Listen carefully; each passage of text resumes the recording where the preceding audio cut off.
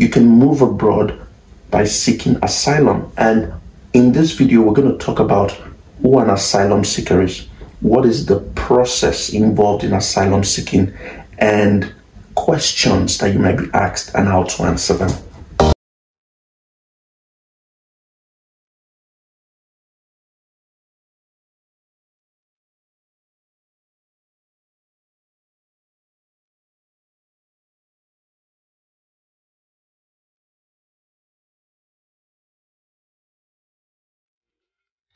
Hey guys, it's your one and only WKa&x doctor here, bringing you the best of migration across the world. You know how we do it on this channel. We share tips to help you move abroad through job opportunities, career, and through education as well, which is the easiest way to move abroad. It's important for me to state that I am not an immigration consultant. I am not a licensed immigration lawyer. But what I do is to try and research and use my experience to help as many people move abroad. Okay, so it doesn't matter the country you want to move to. I probably have a video on my channel that can help you. So whether it's Canada, United Kingdom, United States, Australia, New Zealand, Finland, Norway, Sweden, Germany, Portugal, Poland, Switzerland, Malta, Italy, Spain, France, Belgium, Netherlands, any country at all that you can think about, I have a video on my channel that can help you. So you just need to look through and you will see the one that fits and you can watch. Some of them have permanent residency routes. Some of them it's just pure education, and others is true career. So take a look at my videos and I'm sure they will help you. If you're a first-time viewer, all you need to do is subscribe, like this video, and turn on your notification buttons so that you can always get alerts whenever I post a video. For those who've been watching me always, I want to say thank you for coming. Okay, on this episode, we're doing something totally different. You know, like I mentioned, I usually talk about permanent residency routes, academic routes, education, and getting jobs abroad. But I've got loads of questions about this in the past, and I thought maybe it's good once and for all to just address it. I am not a fan of this route, but there are people who use this route as a means to go abroad, and if it can help them, why not? So today we're talking about asylum seekers. Aha! Asylum seekers, yeah, that's another route to go abroad. You can move abroad by seeking asylum. And in this video, we're going to talk about who an asylum seeker is, what is the process involved in asylum seeking, and questions that you might be asked and how to answer them. All right. So what's the difference between a refugee and an asylum seeker? Okay. A refugee is someone who has fled their own home country as a consequence of serious harm or an impending doom that might affect their life, and their government cannot help them in any way, so they've just moved to a different country. Every refugee is protected by international law. Okay, so a refugee is a person who's fled their own country because of risks to serious human rights violations and persecution, okay? And their own government cannot help them. So they just moved to a different country and they are protected by international law. Now the difference between this and asylum seeking is the same thing, but asylum seekers are not legalized yet. That's the difference. Different countries have different procedures and processes. The United States is different from that in Canada. Canada is different from the way it's done in Europe, and Europe is different from the way it's done in the Southern Hemisphere. So this is just a general overview, okay, of the process. Some people travel to the country of their choice, get to the airport, raise their hands, and say, I want to seek asylum, right? Once you raise your hand and say it out that you're seeking asylum, you have verbally committed. That statement, it's verbal commission to say it's on record you want to seek asylum.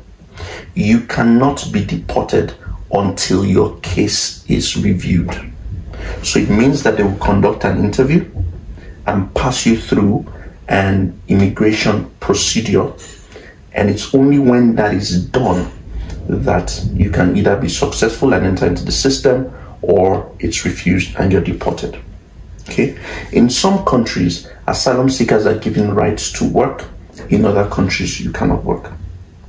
Okay. So when you've verbally committed yourself, sometimes they detain you, and while you're in detention, you do an interview. It's always good to speak to a lawyer before the interview. However, sometimes you might not speak to the lawyer. And even if you speak to a lawyer, your lawyer will not be there during the interview process. So they'll ask you a series of questions, and the officer is the one the asylum officer is going to decide whether or not you're a candidate who, qualifies to seek asylum in that country, right?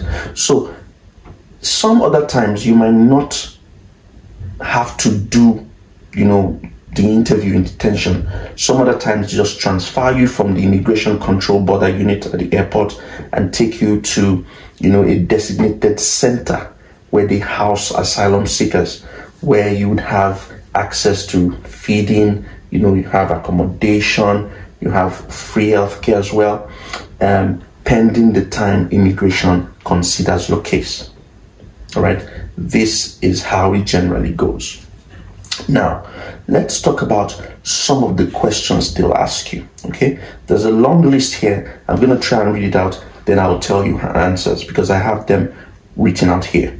So some of the questions you'll be asked, all right, is now, this interview is the most important process. If you yak it, you're gone. That's the end, all right? And once you enter the asylum interview office, the guy in front of you, who's the officer, would greet you and ask you to stand and raise your right hand, all right? That means you're taking an oath. You're swearing. So you swear that everything you say will be the truth and the truth alone, all right? Then you'd be asked to take a seat, and they will ask you questions. If you don't understand the question, it's okay to say you don't understand the question, all right?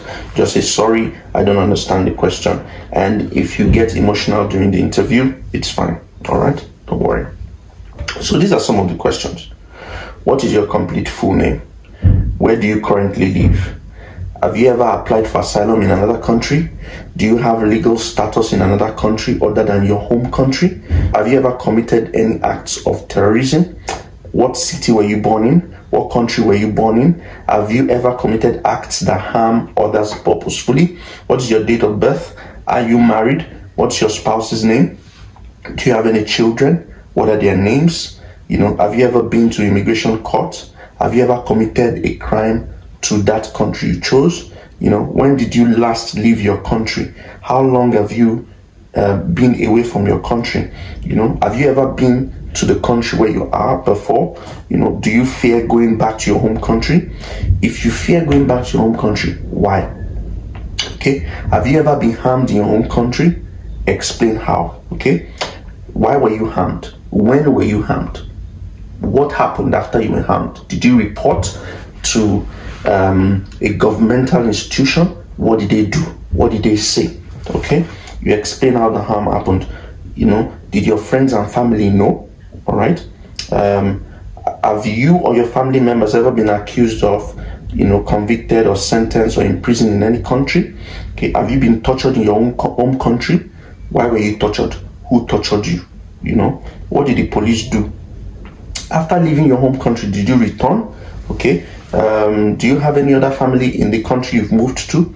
Okay. And then they will ask you, is there any other thing you want to add that they've not mentioned? Right? Those are some of the questions they would ask you. Now, there are some other things that I want to state that's also important, and I have it written down here, and I'm just going to read it out to you. Now, when they start the interview, they want to know first point, they want to know your immigration history. So they would ask about previous exits and entries into any country, any deportation, have you been detained before, past visas, they would ask. All right. Now, number 2, they would ask about your family members and where they are. Okay, are they in that country? Let's say you're seeking in Australia or Canada. Are they in that country? All right.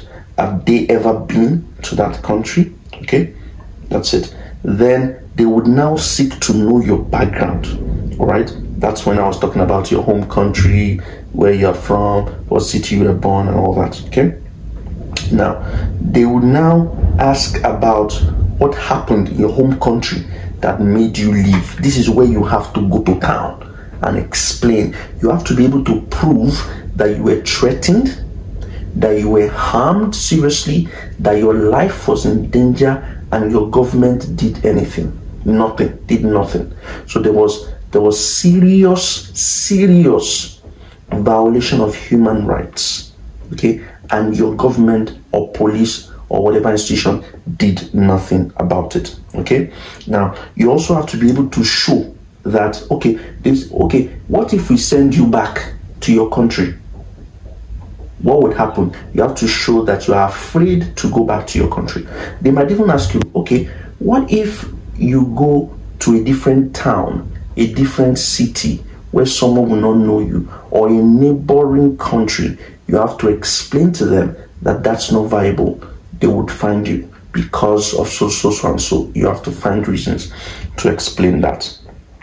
Okay, so these are questions that you must be able to answer. All right, they will ask for any documents you have on you to prove your identity. They would make copies and return to you. And then some countries it takes maybe 6 months or whatever. Some it takes 3 months, some it takes years, to get you fully registered into the system, and then you have a pathway towards residency and citizenship. Okay, so I hope that I've been able to help you outline how this interview generally goes. I'm not a fan of it, like I said, but this is the route some people choose to use, and a lot of countries are accepting refugees and asylum seekers now, who seek to move from war, persecution from their home country, serious violation of human rights. And I hope that this video has helped you. Thank you very much for watching. I hope that you would continue to share these clips, like, comment. I'll try as much as possible to answer questions that I can. And till I see you in another video, another episode, it's your one and only WKa&x doctor signing out.